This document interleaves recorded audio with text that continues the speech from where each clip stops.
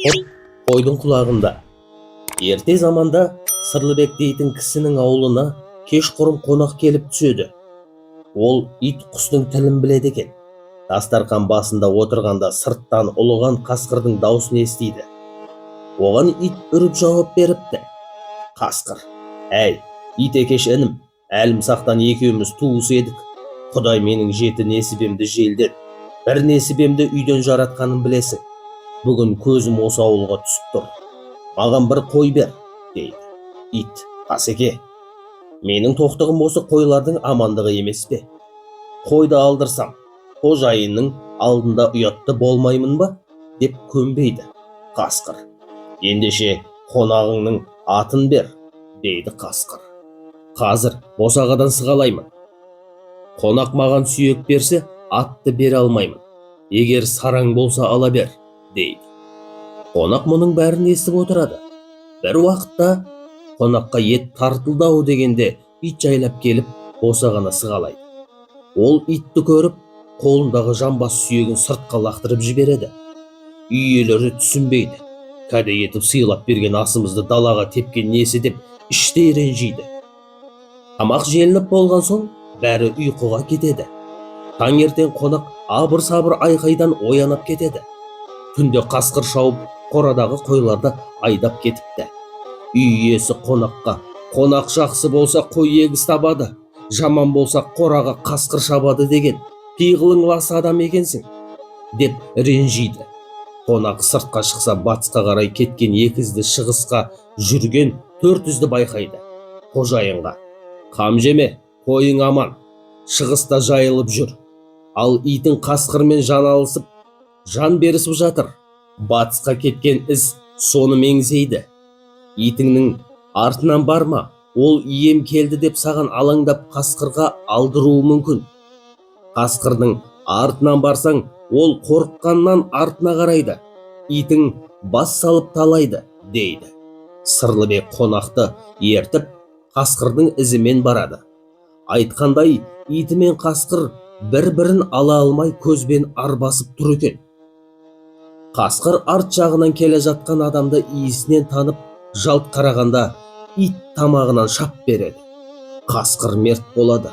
Сырлыбек қонағын ертіп шығысқа барса, сайдың ішінде қойлары жайылып жүреді.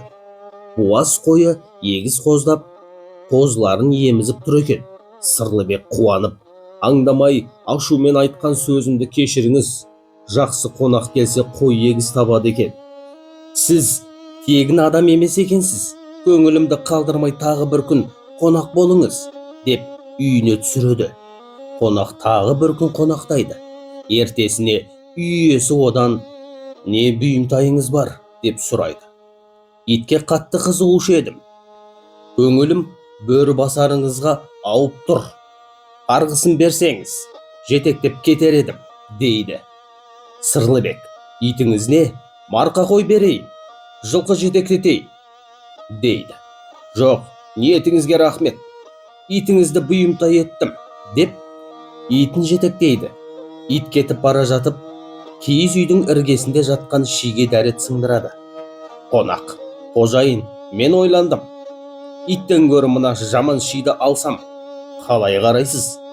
Кемпірім: ши әкеп бер, деп қақсай беруші еді. Соның тілегін орындайын, итіңізді қоя берейін, дейді. Сырлыбек түсінбей келіседі. Қонақ шиді ала бергенде, әлгі қойдан туған егіз қозының бірі шидегі иттің дәретін жалайды. Қонақ қайтадан Сырлыбекке бұрылып: қожайын, шиді басқа жерден табармын. Көңілім жаңа туған қозыңызға түсті. Жас қозының етіне аңсарым ауып жүреді, іздегенге сұраған деген. Маған қозыны сойып беріңіз, деп қозыға бата жасайды. Сырлыбек қонағының көңілін қимай әлгі қозыны бауыздайды. Қонақ: қозының басына ешкімнің қолын тигізбей алдыма тартсаңыз, құмарым қанып бір тояйын, деп өтініш қылады.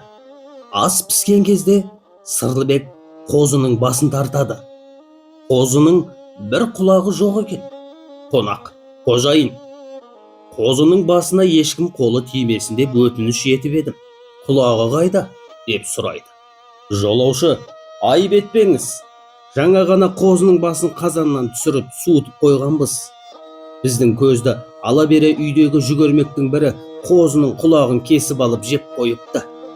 Ат шапан айыбымды өтейін, қаласаңыз марқа қой сояйын, тек бізге ренжімеңізші деп жалынады. Қонақ мырс етіп күліп, шаңырағыңа тепкілесе де кетпейтін бақ орнапты, дейді де естіп білген оқиғасын бастан аяқ айтып береді. Сенің ырысың итіңде екенін білгенімін. Алып кетейін дегенімде, итің айла жасап, дәрет сындырып, ырысыңды қалдырып кетті. Дәрет тиген шиді алмақ болғанымда, қозы келіп жалап, құт қозыға қонды. Қозының басын жеп, берекеңді аламын ба дегенімде, оны кенже ұлың жеп, маған бұйырмады. Құдай сүйген қылығың бар екен. Қонақ жайлығыңды жоғалтпа, деп батасын беріп, аттанып кетіпті. Осыдан бастап, ел аузында ырыстың бірі қойдың құлағында деген түсінік қалыптасыпты.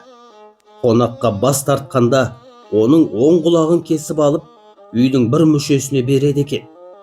Құт берекеміз өзімізде қалсын деп ырымдап